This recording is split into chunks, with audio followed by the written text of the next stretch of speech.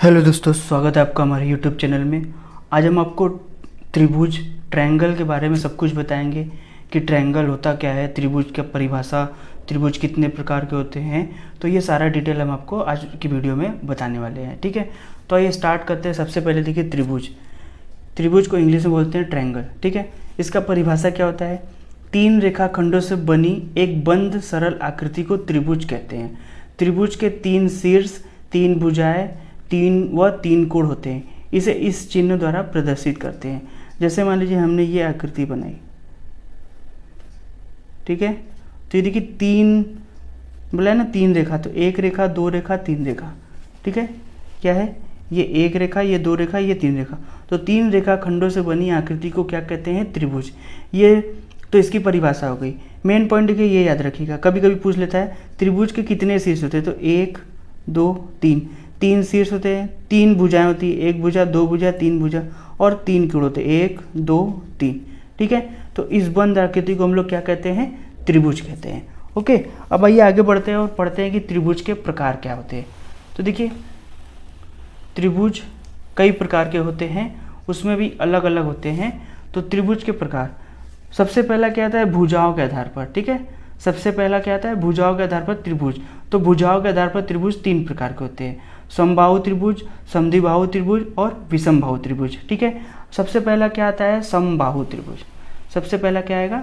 समबाहु त्रिभुज। समबाहु त्रिभुज को हम लोग पहले समझते हैं। देखिए समबाहु, समबाहु मतलब समान, सम का मतलब क्या होता है? समान। तो देखिए इसका परिभाषा क्या हो गया? वह त्रिभुज जिसकी तीनों भुजाएं बराबर होती है समबाहु त्रिभुज कहलाता है। देखिए परिभाषा से थोड़ा बहुत आप लोग जानकारी ले सकते हैं। हमने कहा क्या? समबाहु। समबाहु से आप लोग थोड़ा बहुत परिभाषा को समझ के करेंगे तो आपको बहुत ही आसानी होगी त्रिभुज को समझने में। तो वह त्रिभुज जिसकी तीनों भुजाएं बराबर होती है समबाहु त्रिभुज कहलाता है, ठीक है। तो देखिए ये इसका फिगर है, जिसमें क्या है? ये पहली भुजा, मान लीजिए अगर ये ए है, ये बी है और ये सी है, तो पहला भुजा ए सी 4 सेमी, ए बी 4 सेमी और बी सी भी क्या है? 4 सेमी। तो वह त्रिभुज जिसकी तीनों भुजाएं समान होती है उसे हम लोग क्या कहते हैं? समबाहु त्रिभुज कहते हैं। आइए अगला प्रकार पढ़ते हैं, समद्विबाहु त्रिभुज। क्या है? समद्विबाहु त्रिभुज। देखिए नाम से ही कुछ परिभाषा आप अच्छे से क्लियर कर ले जाओगे। इसमें क्या लिखा है? समद्वि, द्वि का मतलब दो, ठीक है। द्वि का मतलब क्या होता है? दो। तो वह त्रिभुज जिसकी दो भुजाएं बराबर होती है वो क्या होता है? समद्विबाहु त्रिभुज, ठीक है। परिभाषा से अच्छा क्लियर हो जाता है। अब इसको समझ लेंगे तो ज़्यादा अच्छा, ऐसे आपको रटना नहीं पड़ेगा। आप उन्हें देखा त्रिभुज है, बस द्वि लिखा है मतलब समद्विबाहु मतलब दो भुजाएं बराबर होंगी, तो वो कौन सा त्रिभुज होगा? समद्विबाहु त्रिभुज। ये देखिए इसका डायग्राम बना हुआ है। ये देखिए 2 सेमी, ये अगर हम ए, ये अगर बी और अगर ये हम सी मान लें, देखिए एक भुजा ये ए सी और ए बी, दो भुजा क्या है? 2-2 सेंटीमीटर, मतलब दोनों क्या है? समान है, ठीक है। एक जो तीसरी भुजा है वो 3 सेंटीमीटर, तो तीसरी भुजा क्या है? अलग है।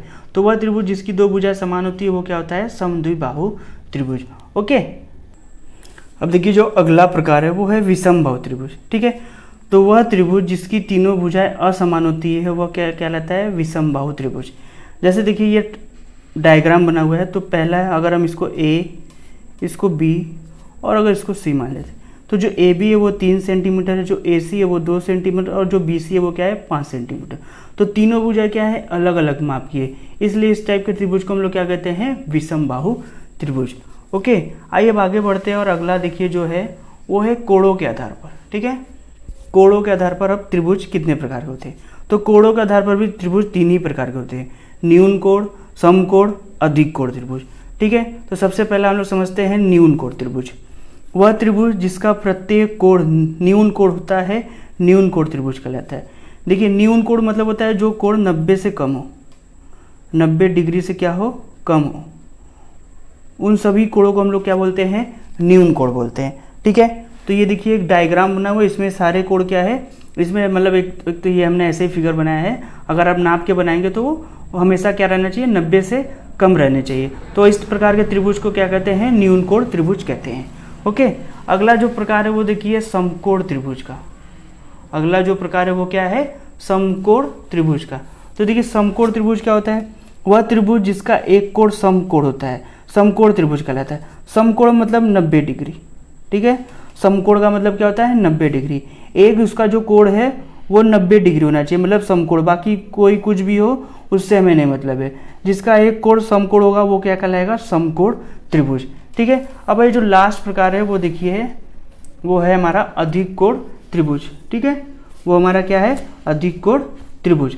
तो अधिक कोण त्रिभुज क्या होता है, वह त्रिभुज जिसका एक कोण अधिक कोण हो, अधिक कोण त्रिभुज कहलाता है। देखिए अधिक कोण मतलब कि 90 डिग्री से ज़्यादा और 180 से कम।